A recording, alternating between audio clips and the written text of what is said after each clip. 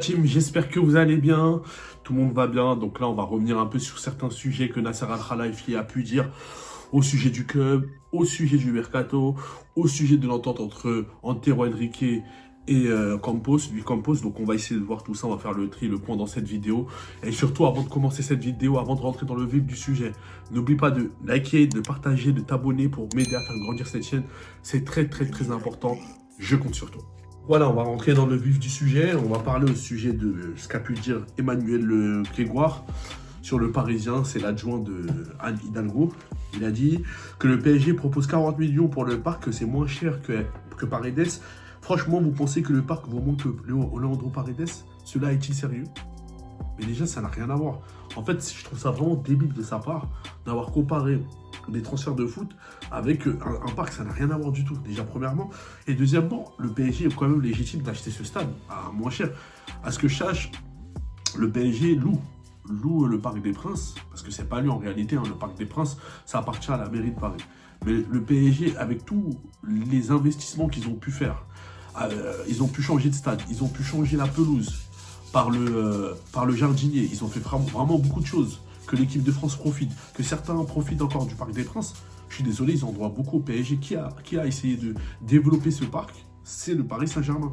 C'est ni la mairie de Paris ou qui que ce soit, c'est le Paris Saint-Germain. Donc c'est tout à fait normal que le prix soit moins coûteux lorsque le PSG veut acheter le Parc des Princes. C'est tout à fait normal. Ça fait combien d'années que le PSG sont au Parc des Princes?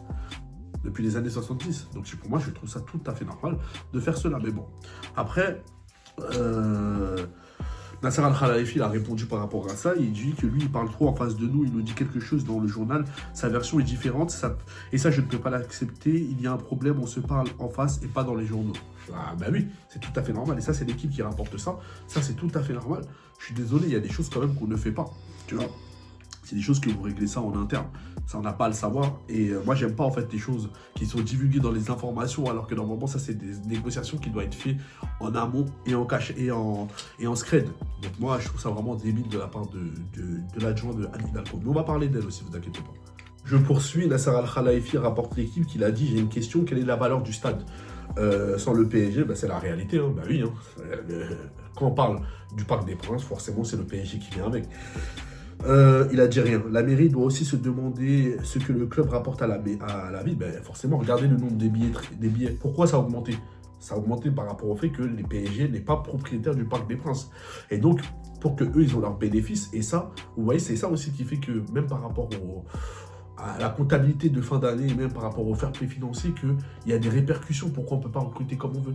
Parce que les billetteries, il y a une partie qui va à la mairie de Paris et une autre partie qui va au Paris Saint-Germain.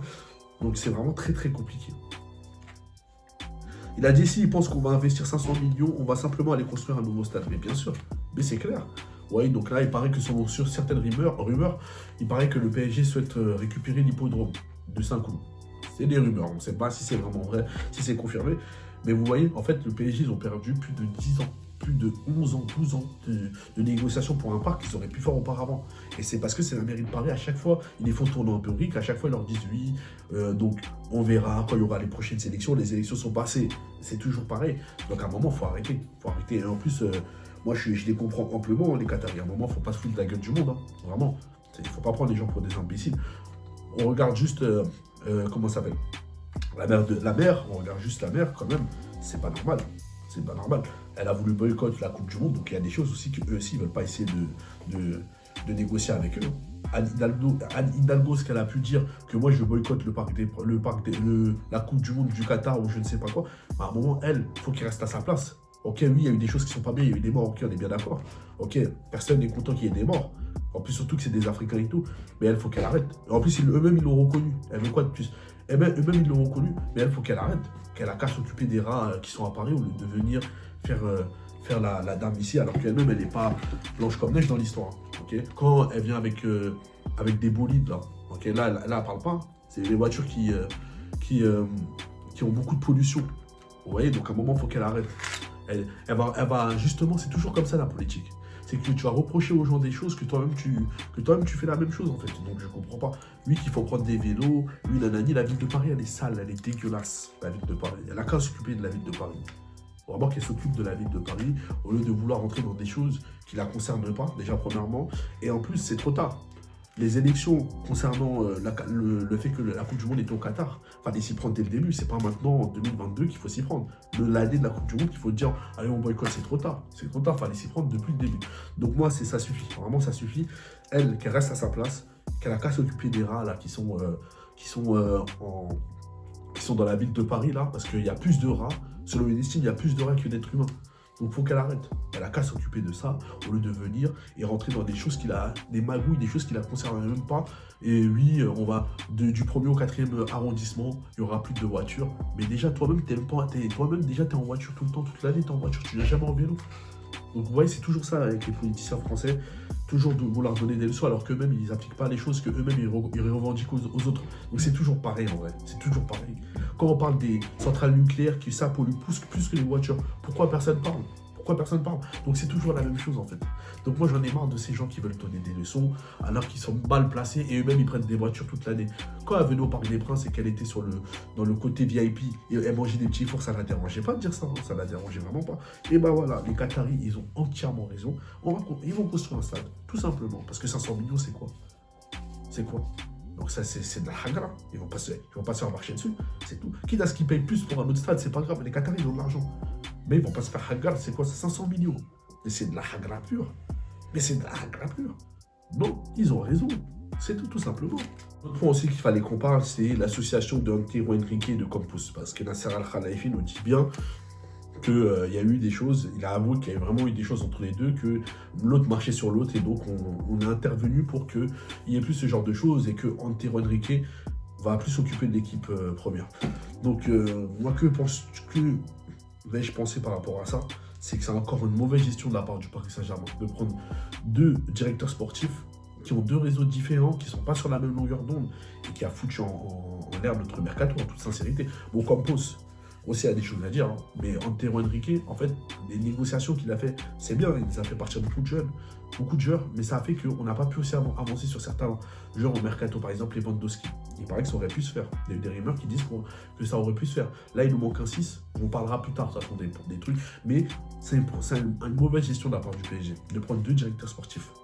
Ok, donc soit ils auraient dû continuer à mettre un placard pour certains joueurs qui ne veulent pas partir, mais mettre deux directeurs sportifs comme ça, qui ont deux réseaux différents, ça va être très très compliqué pour les négociations. Et là, c'est un gros souci. Et j'espère que les Qataris ont bien compris leur leçon. Pour moi, deux directeurs sportifs, en plus, ils ont deux réseaux différents. Même si c'est des Portugais, leur réseau est quand même différent. Antero Henrique et Luis Campos, ils ont des carnets qui sont différents. C'est quand même, j'avoue, c'est un peu abusé de faire ça, mais bon. Le Nasser Al-Khelaifi lui-même, il a reconnu qu'ils n'auraient pas dû faire ça. Donc, vivement, donc, par rapport à ça.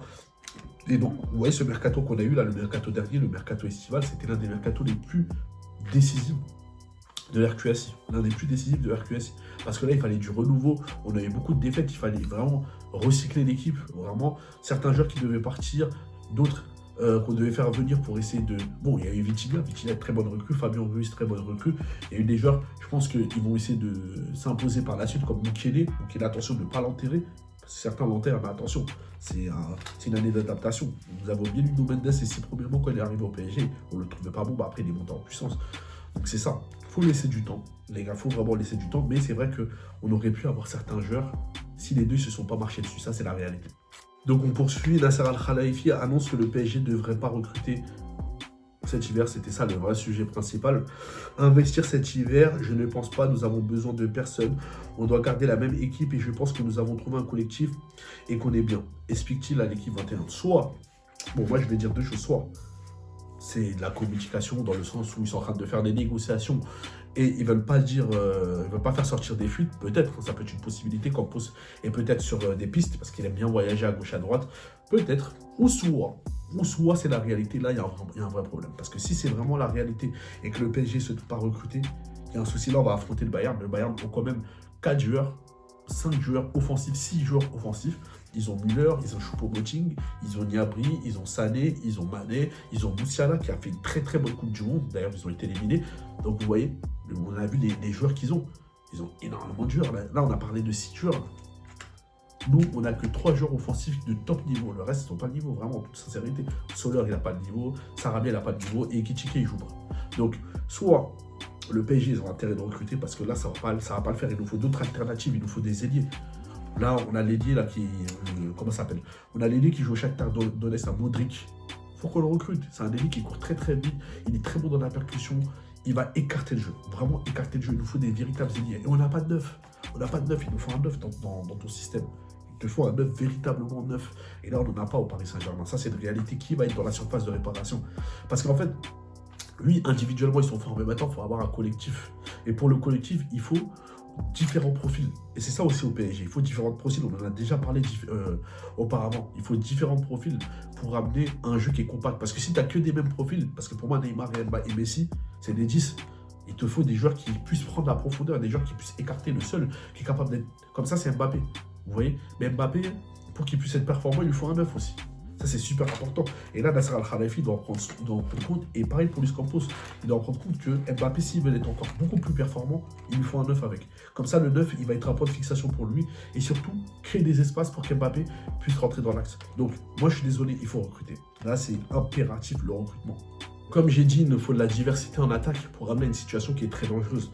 Parce que quand tu regardes les profils qu'il y a au Bayern, chacun a des profils qui sont différents. Ils peuvent apporter selon leur capacité à eux. Vous voyez, d'autres sont de percussion, d'autres sont plus dans la verticalité, dans le jeu en profondeur. Chacun a un profil qui est différent. D'autres sont plus dans la surface de réparation comme Müller ou comme par exemple Choupo-Moting. Donc il y a des profils qui sont différents. Mais nous, le problème, c'est que nos attaquants, ils sont trop électro-libres. Donc là, ça marche. Mais quand on va arriver face à des équipes à de haute échéance comme le Bayern, est-ce que ça va marcher? Là, il nous faut de la diversité dans le jeu. Les joueurs, ils sont trop dans l'axe. Il faut que le jeu écarte. Donc là, pour moi, il faut recruter. Et ensuite, il faut recruter aussi des milieux de terrain. Pour moi, c'est impératif. C'est impératif. C'est bien, on a recruté Vitinha, Fabien Ruiz, mais pour moi, il n'y a pas de complémentarité dans ton milieu de terrain. Ça, il n'y a pas de complémentarité. Parce qu'il n'y a aucun joueur box-to-box dans ton milieu de terrain. Et ça, c'est super important. Donc, on avait déjà parlé du milieu de terrain, par exemple, à l'époque du Milan AC, quand il y avait Seedorf, Gattuso et Pirlo. Vous voyez que ces trois profils différents n'ont rien à voir. Vous voyez, le but, c'est pas que d'acheter des artistes. Et là, le problème, c'est qu'au milieu de terrain, tu as des artistes, mais tu n'as aucun joueur qui est bon lors du jeu sans ballon. Peut-être un peu plus Fabien Ruiz, qui va faire des courses. Et dans la récupération, on va dire Verratti qui va être. Mais Verratti, il va être bon dans la récupération. Mais il fait beaucoup de fautes, Verratti. Il fait beaucoup de cartons aussi. Et donc, il nous faut un joueur qui puisse reposer certains profils différents. Parce que si tu mets des profils qui ne sont pas aptes et qui ne sont pas bons lors du jeu défensif, ça va amener à ce qu'il y aura beaucoup de boulevards. Vous avez vu ce que Modric a pu faire la saison dernière. Quand il a fait une accélération, en une accélération, il a bougé tout le milieu de terrain. Non, il nous faut des milieux défensifs, des milieux qui sont capables de gérer le jeu sans ballon.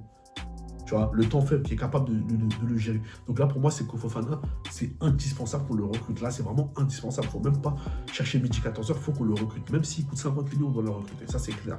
Ça, c'est clair et c'est impératif. Donc, on recrute un milieu de terrain qui est à peu près similaire. Mais il nous faut un joueur qui est capable de gérer le jeu sans ballon, qui est capable de monter, de redescendre, qui fait l'ascenseur et qui est vraiment endurant. Ça, on n'en a pas au Paris Saint-Germain. Et ça, c'est une réalité. Là, tu n'as que des artistes au milieu de terrain. Donc, le jeu sans ballon, les contre-attaques adverses, qui va les maîtriser? C'est ça la question. Verratti va tacler carton. C'est souvent comme ça. Donc, à un moment, il faut qu'on arrête. Okay, dans ton milieu de terrain, le but, c'est pas d'avoir que des artistes. Vraiment, ceux à qui ça a vraiment marché, c'est Busquets, Xavi, Iniesta. Et encore, eux, il y avait un système de jeu qui était mis en place. Ils se connaissent depuis qu'ils sont jeunes. Ça n'a rien à voir. Ça n'a rien à voir. Mais nous, là, il te faut différents profils. Tu regardes le milieu de terrain qu'on avait, Matuidi, Verratti et Mota. C'était quoi? C'était trois profils différents, mais qui étaient complémentaires et qui s'accordaient. C'est ça, tout simplement. Déjà, il y a ça. Après, pour moi, en défense, je pense que c'est pas forcément nécessaire de recruter. C'est pas forcément nécessaire de recruter. Sauf si, par exemple, Donnarumma a intérêt à se réveiller ou d'enlever Ramos et de mettre un autre joueur, comme par exemple Danilo ou Kimpembe en tant que titulaire. Pourquoi pas? Mais pour moi, c'est pas. Là, on est revenu dans une défense à 4, et là, tu as 5 défenseurs centraux. Donc, je pense pas que c'est nécessaire à tout prix de recruter un défenseur central. Il faut juste mettre les bons hommes au bon endroit. C'est juste ça.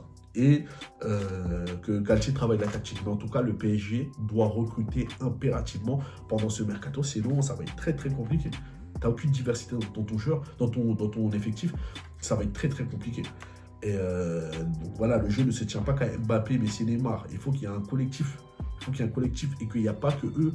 Et que ce n'est pas que eux qui peuvent vraiment amener à une situation où il faut que ce soit toute l'équipe. Et qu'on ait un banc qui est solide. Les joueurs qui peuvent rentrer et qui sont capables aussi de faire la différence comme les titulaires. Et ça, au PSG, ça peine beaucoup. Donc voilà par rapport à cette vidéo. Donc n'oubliez pas de liker, de partager, n'oubliez pas de t'abonner, c'est très très important. Il faut qu'on atteigne la barre des 3 quarts, on ne les a pas fait, ça fait quand même plusieurs mois, je vous demande, personne ne le fait. Donc vraiment, je vous demande vraiment de jouer au jeu, c'est super important. Et pareil c'est pareil, abonnez-vous aussi à mon TikTok, on va faire des lives souvent, c'est très très important. Donnez de la force sur tous les réseaux sociaux. Abonnez-vous, partagez. Et ce soir, on va essayer de parler du Sénégal. Ce soir, soyez là, tous. Parce que là, c'est mon équipe, ma patrie. On va changer de maillot tout à l'heure. Et voilà, sur ce, allez Paris, allez Sénégal et allez la Coupe du Monde.